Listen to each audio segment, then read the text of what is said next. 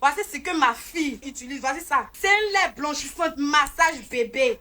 Et c'est pas les bêtises que je mets dedans. Elle est composée que de 4 composants. Sur les réseaux sociaux, elle vante sans scrupule les mérites de ses produits pour éclaircir la peau des bébés.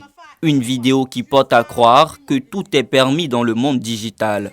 Ton enfant a 1 an, il utilise ça, le savon éclaircissant. Les dérives observées sur la toile interpellent la ACA, la Haute Autorité de la Communication Audiovisuelle, qui tient justement une tribune sur le sujet. Le conférencier du jour, Roch-Olivier Mestre, président de l'Autorité des régulations de la communication audiovisuelle et numérique de France. Il évoque la nécessité pour les régulateurs de l'espace audiovisuel de s'adapter aux défis des plateformes numériques. Eh bien, on constate des excès, je l'ai dit, sur la manipulation de l'information, sur la haine en ligne ou sur des contenus préjudiciables pour le public. Et donc, il faut engager une responsabilisation de ces acteurs.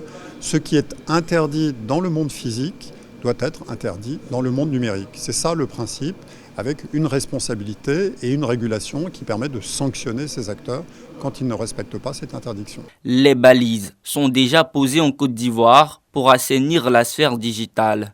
En octobre 2023, la ACA a engagé la responsabilité des blogueurs et influenceurs à travers la signature d'une charte des réseaux sociaux.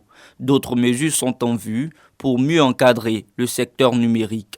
Avant la fin du premier semestre 2024, la plateforme des régulateurs des pays membres de l'UEMOA, en accord avec les autres réseaux, nous allons proposer un texte africain qui va être mis à l'étude et qui va être adopté dans le cadre de cette régulation nécessaire des plateformes numériques. Selon le président de l'Autorité des régulations de la communication audiovisuelle de France, l'intelligence artificielle est une alternative que pourrait exploiter la ACA pour faciliter sa mission de régulation sur les réseaux sociaux. Elle permet aujourd'hui à Facebook d'éliminer plus de 95% des contenus illicites.